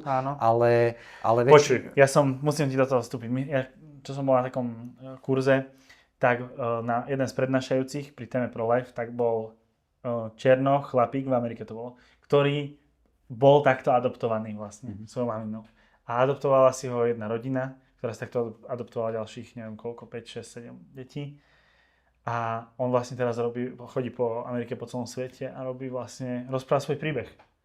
Že ja som tu nemusel byť, ale moja mama mi namiesto toho, že by mi zobrala ten život, tak hoci sa o mňa nevedela postarať, tak ma dala na adopciu. A že on ju potom nejakom vyhľadal, už bola po smrti, ale teda on sa za ňu každý deň modlí, chodí jej na cintorín a vlastne ju má rád. Ju má veľmi rád, tú mamínu. No takýchto speakerov je veľa. Takýchto speakerov je veľa, ktorí takto chodia. Napríklad v Čechách je mladý muž, 20-tník, ktorý sa asi, keď bol tak 16-ročný, myslím, dozvedel, že bol počatý pri znásilnení. On to nevedel, nepoznal svojho otca, nehovorilo sa o tom a povedala mu matka teda, že on je ako počatý po znásilnení. A on chodí vlastne a hovorí o tom, že... Hej, včera zrovna vyskočilo na mňa také videjko, že žena vraví, presne tak to bolo a začala na svoju reč, že bola som počatá pri znásilnení. Je to vidno? Vidíte nejaký rozdiel medzi mnou a tuto ostatnými, čo sú na pódiu? Ale rozumiem, že to je proste ťažká situácia, ťažká trauma pre tú ženu. Áno, ale napríklad som počul ešte také príbehy, že ako to dieťa vlastne pomohlo uzdraviť sa z tej traumy. Môže byť. Je taká organizácia v Amerike, Silent No More Awareness Campaign sa volá. Silent No More. A to sú presne ženy, ktoré počali pri znásilnení a rozhodli sa neísť na potrat. A oni vždycky tak ako keby hovoria, že nepoužívajte znásilnenie ako argument pre legalizáciu potratov. Vy neviete, o čom to je. My vieme, o čom to je. My sme boli aj znásilnené, aj sme to dieťa prijali. Buď sme ho, asi polka žien dá dieťa na adopciu po znásilnení a polovica nie. To je taká štatistika tiež z Ameriky. Ale akože nepoužívajte nás ako argument v prospech potratu, lebo my to nechceme. My sme si tým prešli a my vieme, že sme sa rozhodli správne. Že my sme... Lebo týmto 1% sa argumentuje potom pre celých 100% a to je aj nefér vlastne. Stala sa krivda nám, ale to ešte neznamená, že my spravíme inú krivdu tomu dieťaťu. A navyše sa ešte aj ukazuje to, že je to trošku kontraintuitívne, ale zdá sa, že ženy, ktoré počali po znásilnení alebo pri nejakej traumatickej, ťažkej situácii a išli na potrat, tak majú viacej problémov po potrate ako tie ostatné. Lebo ten mechanizmus je asi taký, že sa cítili byť ako keby donútené očakávaniami, niečím, ťažkou situáciou ísť na ten potrat. Že to nebolo skutočne ich ako keby také slobodné rozhodnutie, že to bola taká ťažoba tej situácie, ktorá ich do toho dotlačila. A oni si až potom neskôr uvedomia, že ja som to vlastne nechcela, ja som to nemala robiť a ich to potom viacej zožiera ako tie ostatné. Okay. Je to silná téma. Ťažká. Taká ako keby... No dobre, tak keď dospejeme k tomu, keď si to vyložíme takto pred seba a dospejeme k tomu, že umelý potrat proste je naozaj nemorálny, pretože ide o úmyselné zabitie nevinného ľudského života, osoby, človeka, tak potom ešte nastáva taká vec, podľa mňa, tak v tej debate, že no dobre, na tom sa môžeme zhodnúť, ale mal by byť zákonom zakázaný? Vieš, čo do toho štát vlastne. Áno, lebo však zhodneme sa na morálnosti viacerých vecí a nie sú zakázané. Presne tak. A ja si myslím, že tu opäť by som načrel do tej mojej právnickej skúsenosti. Že štát naozaj nie všetko zakazuje, nie všetko reguluje, kriminalizuje. Je veľa nemorálnych fóriem správania, ktoré nie sú štátom postihované. Ale čo štát robí pomerne konzistentne a čo je podľa mňa aj jednou z jeho úloh, je, že chráni život, majetok, bezpečnosť, verejný poriadok, také základné fungovanie spoločnosti. Aj keď si pozrieme napríklad trestný zákon, tak tie kľúčové ustanovenia, keď už ideme do tých trestných činov, do tých katalógov, tak sú ochrana života. Že ochrana života je jedným zo základných poslaní štátu. A dobrovoľne, to sú také teórie, že sme sa vzdali určitej kompetencie vybavovať si veci ručne stručne na báze pomsty a podobne. povedali sme, štát to bude robiť. Hej, že čiže Aby keď to sa bolo stane spravodlivé krivda, a- že niekto niekoho, ja OK. neviem čo, zabije, tak štátu dáme kompetenciu, aby to A štát postihol. namiesto toho mu zoberie napríklad nejaké roky slobody. Hej, aby to A štát už kvázi vykompenzoval, má nejaké hej. mechanizmy, ktorými potrestá toho vinníka a snaží Áno. sa súčasne ho napraviť. Hej, to by Áno. mali byť ako keby... A zároveň sa snaží akože chrániť Predchádzať spoločnosť, predchádzať tomu. tomu Hej, a odstrašiť ešte ďalších áno, ľudí áno, vlastne. aj od toho, individuálne aby to robili. zabrániť, že nebude pokračovať. Áno. A aj Áno. celospoločensky, že pozor, toto vám hrozí, keď toto spravíte. No fajn, Čiže tá no, ochrana tak- života, tá Áno. ochrana života je proste kľúčová úloha štátu a štát si to aj robí. On si to plní. Hej, že my keď vyjdeme na ulicu, niekto by nás zabil, tak v momente sú tu policajti a začnú to vyšetrovať. Keď tu bude horieť a hrozí poškodenie majetku života, nabehnú tu hasiči, budú nás hasiť. Sanitka sem príde. Áno. Hej, máme armádu, keby nás niekto napadal. Že máme veľa tých systémov ochrany života, aj takých bezprostredných, ako je tá polícia alebo to trestanie, ale aj takých, čo súvisí, ja neviem, všelijaké hygienické pravidlá, hej, aby sme sa neotrávili nejakým pokazeným jedlom, alebo dopravné značky sú dôležité, aby nás niekto len tak nenapálil na prechode a podobne. Čiže tých spôsobov, ako štát chráni ľudský život, je veľmi veľa. Akurát je dôležité, aby to robil konzistentne. Nesmie nikoho vylúčovať. Hej? A tu sa dostávam aj k tej otázke, čo sme na začiatku debatovali, tej nespravodlivosti, že keď ja som chránený ako človek, tamten je chránený, prečo by nemalo byť to nenarodené dieťa. Čiže je dôležité dotiahnuť do dôsledku ten správny prístup, ktorý štát má, že chráni ľudský život a mal by to robiť konzistentne aj vo vzťahu k nenarodeným deťom. Jasno.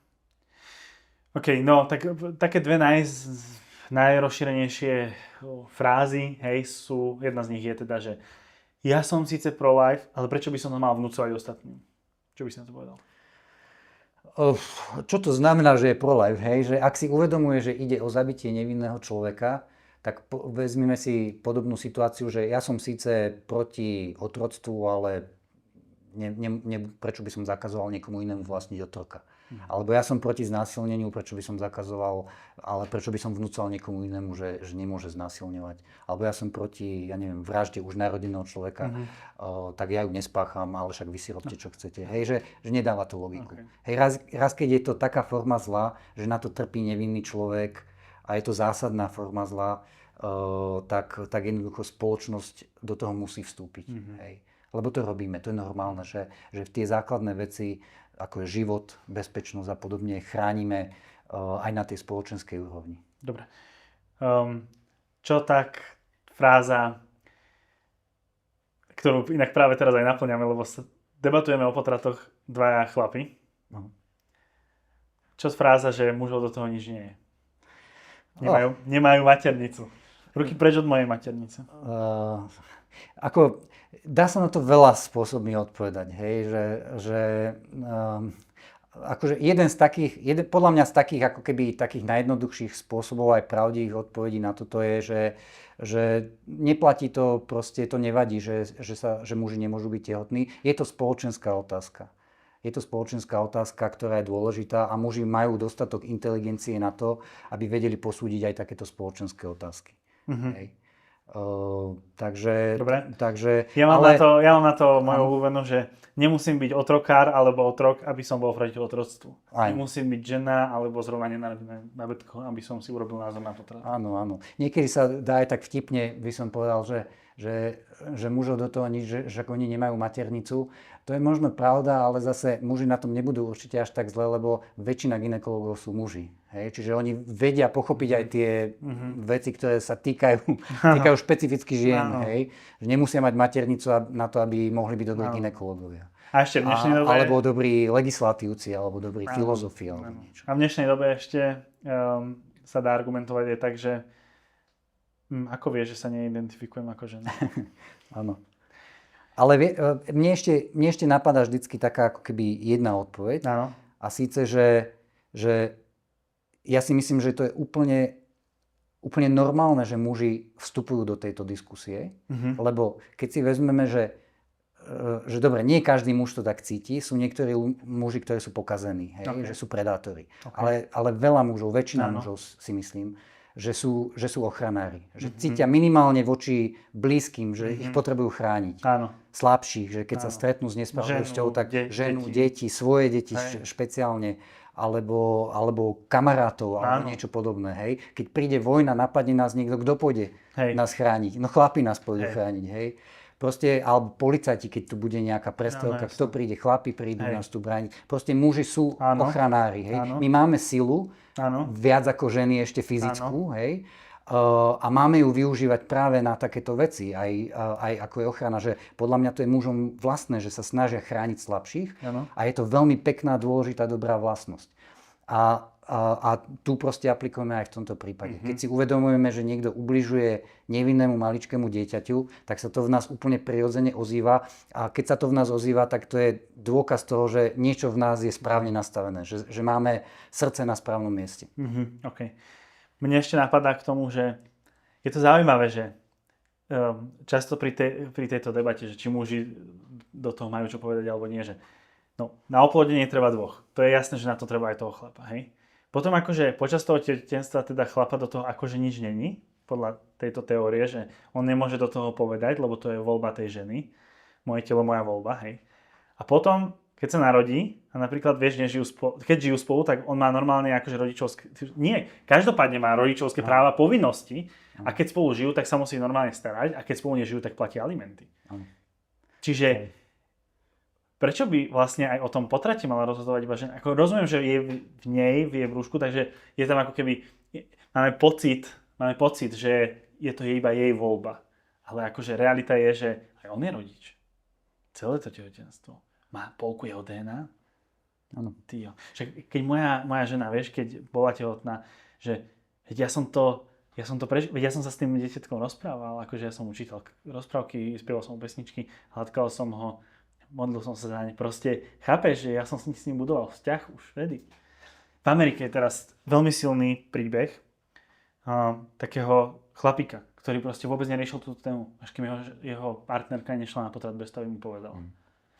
A on si založil okolo toho vlastne takú ako keby profily na sociálnych sieťach, nazval to Justice for Clementine, lebo tú svoju vedel, že to je, že boli tehotní, že to bolo dievčatko.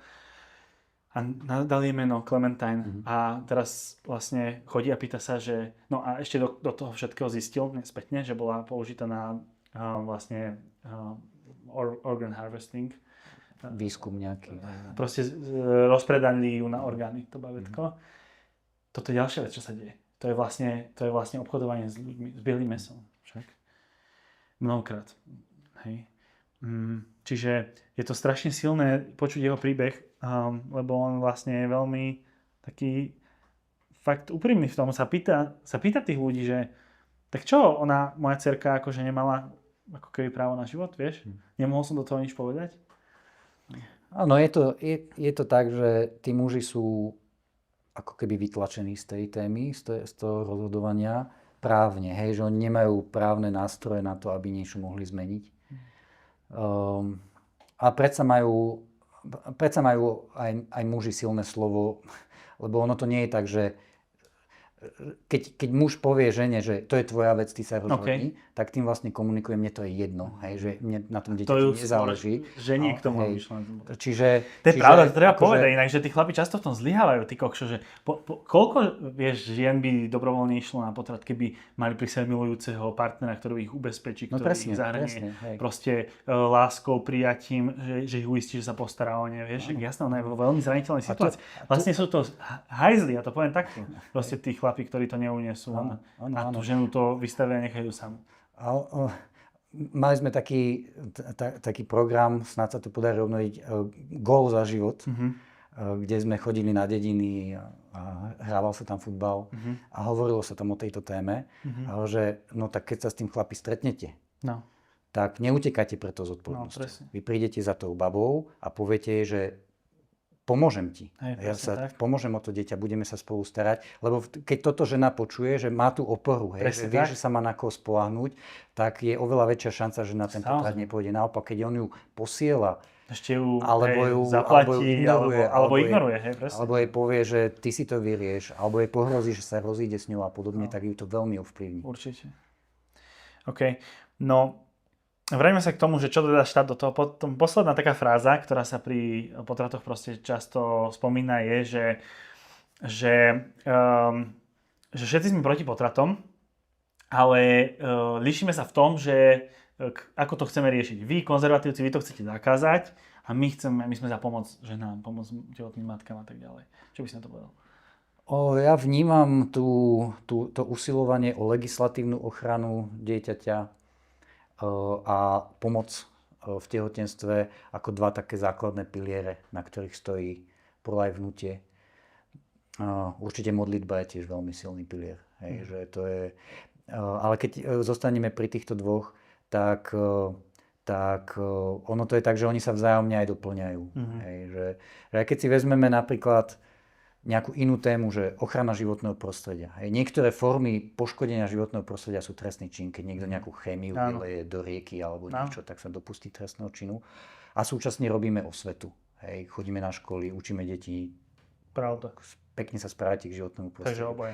Čiže obidve sú dôležité, aj sa vzájomne potrebujú, lebo vždycky budú ťažké situácie v tehotenstve, vždycky budú aj chudobné ženy alebo mladé ženy, ktoré budú zaskočené tehotenstvom a oni budú potrebovať aj tú praktickú pomoc. Hoci by aj zákon bol už dobre nastavený, tak či tak budú potrebovať tú pomoc. No jasne. A naopak zase v tejto chvíli, keď ten zákon je zlý, že umožňuje potrat, tak naozaj toto je zase spôsob tej poskytnutia pomoci, ako aspoň niektoré deti sa dajú zachrániť. A je to veľmi dôležité, aby obidva tieto piliere fungovali, boli dobre, vzájomne si pomáhali, podporovali sa, lebo oni spolu súvisia. Hej. Mne sa veľmi páči v tomto zmysle tá dávka tehotenská vlastne, ktorá bola len nedávno zavedená, nie? Sice je to až od nejakého mesiaca, ale môže to v nejakom zmysle motivovať proste tie mamičky, že keď už odtehotnie, tak už začnú jej od štátu proste chodiť nejaká pomoc na to, aby sa dokázala... Je to po skončení 3. mesiaca tehotenstva. Dalo by sa aj skôr. Ono to je na schvál tak nastavené kvôli tomu, že vlastne ako náhle uplynie tá lehota, v ktorej je možné spraviť potrat, tak začne dostávať peniaze tá matka. Aha, chápem, že... Aby sa nestalo, že treba bude čakať do 24. týždňa, aby vyberal aspoň treba z mesiac a potom ide na potrat. To by dalo veľmi logiku. Tak vlastne takto sa to stanovilo, že keď teda nejde na potrat, tak potom má nárok na takéto. Pracujúce ženy a študentky to majú, ale tie nepracujúce, povedzme, čo môžu byť častokrát chudobné, na toto nemajú nárok, lebo je to buď zo školského fondu, alebo potom je to zo sociálneho poistenia, čiže musia byť poistené. Takže tam je taká trošku medzera v tomto. Ale minimálne to, čo máme, je dobré v tomto zmysle. Čo ešte máme? Aké výhody máme? Tak asi také základné je poučenie. Hej, že to sa už dávnejšie prijalo, poučenie pred potratom, lebo tá matka by mala vedieť o rizikách, ktoré súvisia s potratom. Mala by mať informácie o tom dieťati, mala by mať informácie o organizáciách, ktoré poskytujú pomoc v tehotenstve. To je môže veľmi pomôcť. Takže toto máme.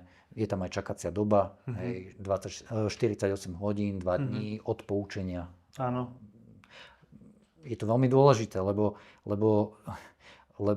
tie informácie, to chvíľku trvá, kým to spracuje. Hej, že... Však všetci vieme, ako zaklikávame zmluvné podmienky, nie? Keď príde nejaká aktualizácia alebo stiahneme nejakú novú apku. Nečítame nič, len... Tak, aby bol trošku časa aj o tom porozmýšľať. Máme rodičovský súhlas do 18 rokov sa vyžaduje s potratom. Okay. No a z takých pozitívnych motivácií, že si spomínal tie štipendia, to možno veľa ľudí nevie, že študentka, keď otehotne, napríklad na strednej, na vysokej, nie, tak má nárok vlastne keď nemá nárok na tú tehotenskú dávku, tak má nárok na tehotenské štipendium. Je to tak? Áno. Hej, tiež je to od 3. mesiaca, je to niečo cez 200 eur. Mesačne. A ďalšia vec, o ktorej študentky nevedia možno často, že keď otehotnejú na vysokej škole, a podľa mňa aj na strednej, sa dá požiadať o individuálny študijný plán. A reálne môžu, ja poznám dievčatá, ktoré takto popri tehotenstve a potom neskôr babetku, krásne dokončili vysoké školy, aj ťažké vysoké školy. Áno. Vieš, právnickú a tak ďalej. Áno. No toto je také, v legislatíve je toto nedotiahnuté. Ale v praxi, kedy si robilo UPCčko, tí mladí proliferi z UPC robili taký prieskum medzi univerzitami a zistili, že zhruba polovica univerzít umožňuje tento individuálny študijný plán v prípade tehotenstva. Že vyslovene na to majú ako keby mechanizmy.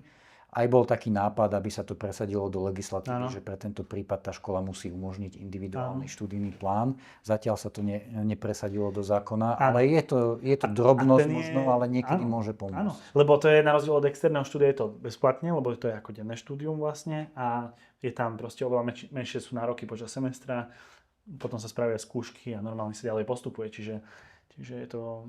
Áno, no veľa takýchto dobrých nápadov bolo v tých návrhoch zákona, ktoré presadzovala Anna Záborská, ktorá v tomto bola aktívna, opakovane ich predkladala. Časť z nich už predtým boli nejaké nápady, aj sa objavili v legislatívnom procese, ale tuto bol taký ako keby balíček viacerých. Áno. A zaujímavé je, že oni neprechádzali len o jeden hlas. Takže o jeden hlas neprešli, čiže už ako veľa... Ale pamätáš, ako bolo okolo toho také, že ona chce zakázať potraty vlastne? Čo chcela, ale reálne to nepresadzovala. Áno, no tento zákon zákon nezakazoval potraty, on skôr ako keby poskytoval určité formy pomoci, informácií, zlepšenia toho stavu. A ľudia si to myslia, lebo takto to bolo prezentované. Veľmi minimálne mohol mať aj nejaké také kvázi reštriktívne dopady, ale naozaj len veľmi okrajové, typu, že niečo by dlhšie trvalo v tom procese žiadosti alebo tak. Ale to boli také len ako keby do tej podstaty zákazu potratov to nešlo. Ja si myslím, že treba aj takéto, aby politici predkladali.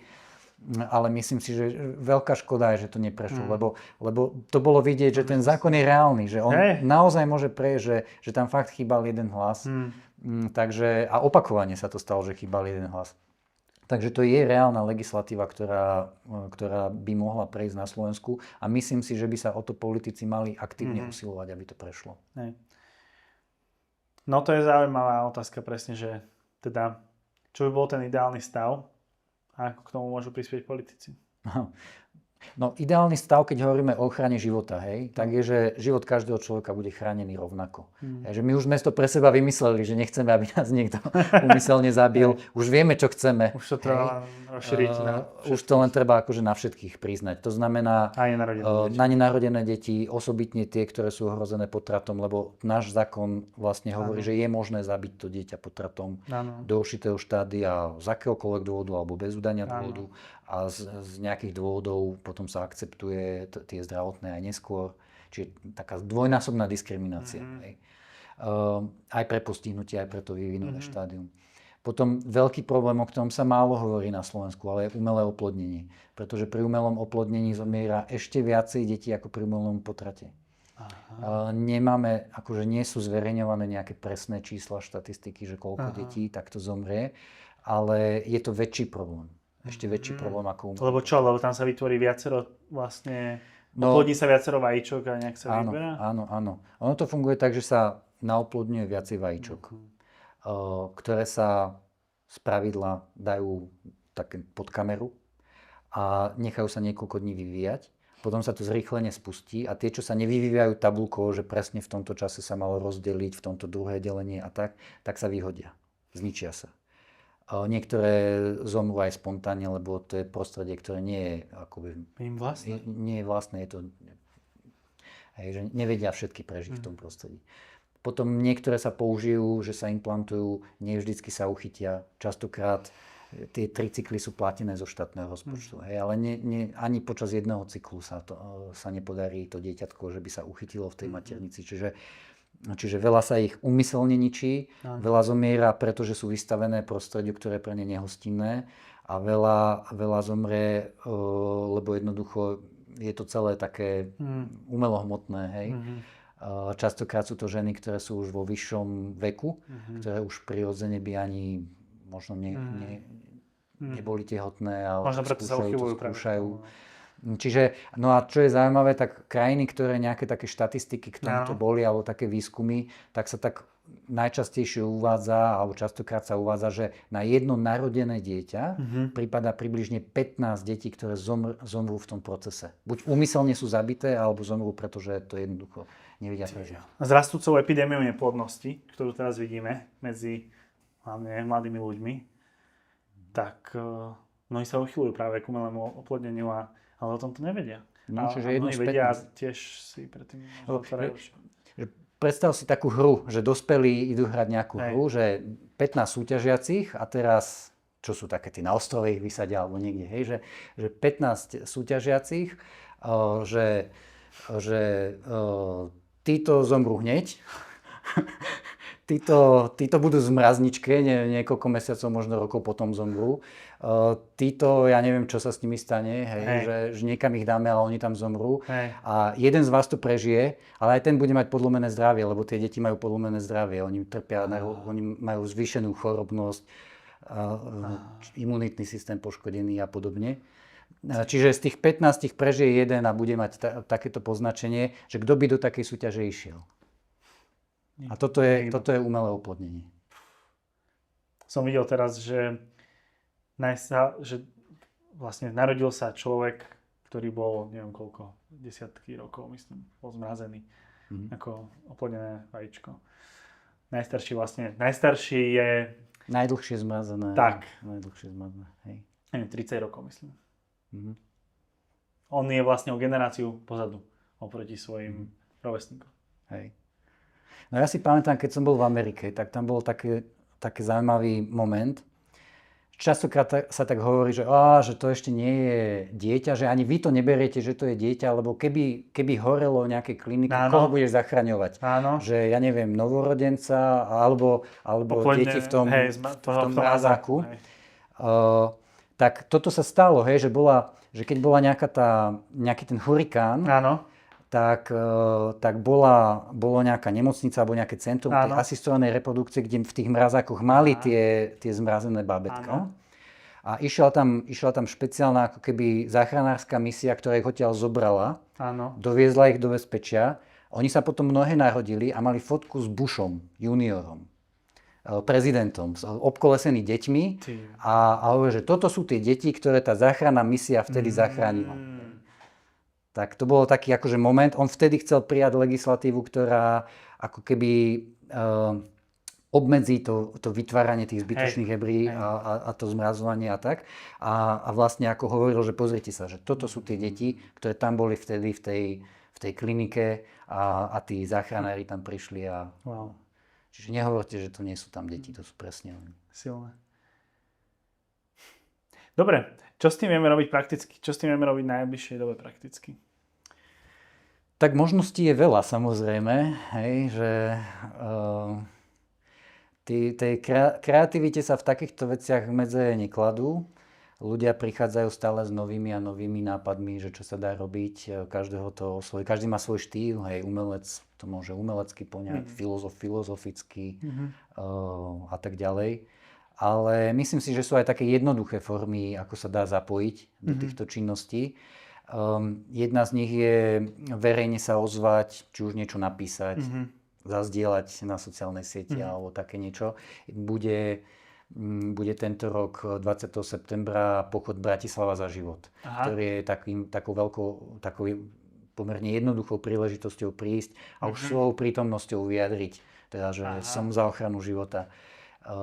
Čiže sobotu 20. septembra. Sobota 20. septembra. Bratislave, na hlavnom námestí o 15. Okay. No a potom sú všelijaké ďalšie možnosti. Tak hovorili sme o tej politike, hej, že politika je dôležitá. Tak vyberať si takých politikov, voliť takých politikov, ktorí túto tému presadzujú. Hej, a nerobia opak. No jasne. To je taký základ v tej politike. Určite je dôležité o tomto sa rozprávať, študovať si veci, keď človek časom sa do toho dostane, vie lepšie odpovedať. Tí, čo sú takí zhovorčiví, baví ich to, tak sa zapájať do tých diskusí, rozprávať sa so spolužiakmi, s kamarátmi.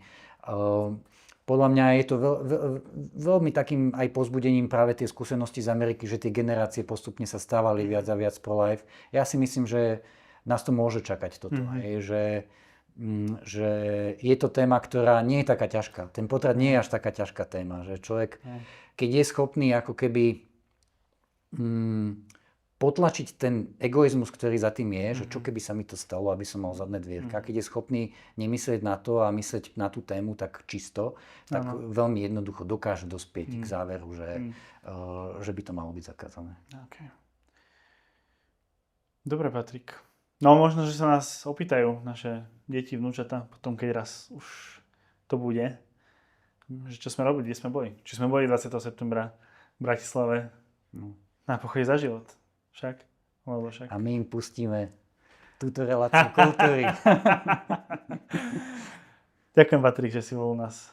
A vďaka aj za tvoju pro-life činnosť, ktorú robíš, že sa tomu už roky venuješ, že si tomu obedoval nespočetne veľa svojho voľného času, peniazy, proste aktivít. Ďakujem. A ja ďakujem.